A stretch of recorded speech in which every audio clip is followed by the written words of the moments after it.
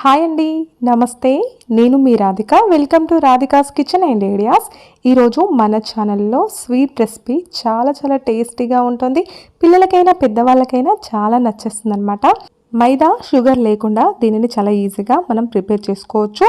Friends, ఇక ఆలస్యం చేయకుండా దీనిని ఎలా ప్రిపేర్ చేసుకోవాలో ప్రాసెస్లోకి వెళ్ళిపోదాము. ముందుగా స్టవ్ ఆన్ చేసి ఒక కడాయి పెట్టుకొని అందులో 1 కప్పు పుట్నాల పప్పు వేసుకోండి. ఫ్రెండ్స్, దీనిని చట్నీ పప్పు అని కూడా అంటారు కదా.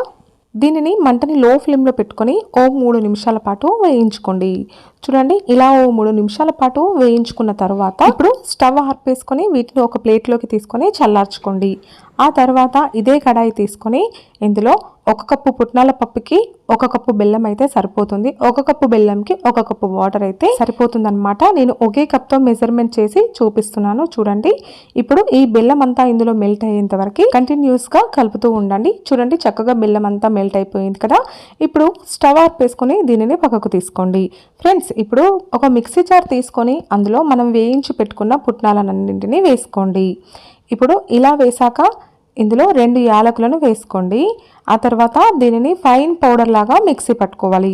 చూడండి, 5 నిమిషాల పాటు పట్టుకుంటే ఇలా వస్తుంది. ఇలా వచ్చాక ఒక గిన్నె తీసుకొని దానికి నెయ్యినైనా లేదంటే ఆయిల్నైనా ఈ విధంగా అప్లై చేసుకొని పక్కకు తీసుకోండి. ఆ తర్వాత స్టవ్ ఆన్ చేసి కడాయి పెట్టుకొని అందులో మనం బెల్లం వాటర్ ప్రిపేర్ చేసుకున్నాం కదా, ఒక స్ట్రైనర్ సహాయంతో ఆ బెల్లం వాటర్ని వడకట్టుకొని తీసుకోండి. ఆ తర్వాత మనం మిక్సీ పట్టుకున్న పుట్నాల పౌడర్ని ఇందులో యాడ్ చేసేయండి. చూడండి, ఇప్పుడు కంటిన్యూస్గా కలుపుతూ ఉండాలి. అది కూడా మంటని లో ఫ్లేమ్లో పెట్టుకొని కలుపుతూ ఉండాలి. 2 నిమిషాలకు ఇది చూడండి ఇలా గట్టి పడిపోతుంది. ఇలా కలుపుతూ ఉంటే 5 నిమిషాలకు ఇలా వచ్చేస్తుంది అనమాట. ఇలా వచ్చిన తర్వాత ఇందులో 2 టేబుల్ స్పూన్ల నెయ్యిని వేసుకోండి. ఇలా నెయ్యిని కూడా వేసాక దీనిని కంటిన్యూస్గా కలుపుతూ ఉండాలి. అది కూడా మంటను లో ఫ్లేమ్లో పెట్టుకొని కలుపుకుంటూ ఉండాలి. ఇలా 3 నిమిషాలకు చూస్తే చూడండి, ప్యాన్కి మొత్తం సపరేట్ అయ్యి ఈ విధంగా వచ్చేస్తుంది. ఇలా వచ్చిన తర్వాత స్టవ్ ఆర్పేసుకొని మనం నెయ్యి రాసి పెట్టుకున్న బౌల్లో దీనిని యాడ్ చేయండి.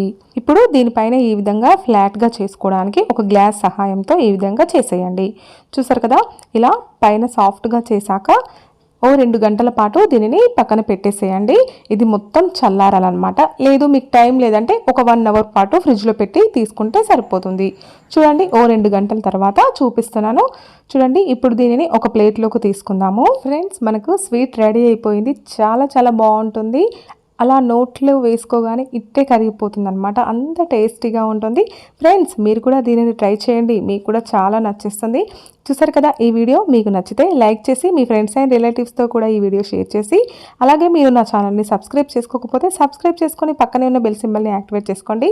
మీరు మీ ఇంట్లో ఇది ట్రై చేసి మీకు ఎలా కుదిరిందో మీ ఫీడ్బ్యాక్ని తప్పకుండా నాకు కామెంట్ చేయడం మర్చిపోకండి. Thank you for watching. By.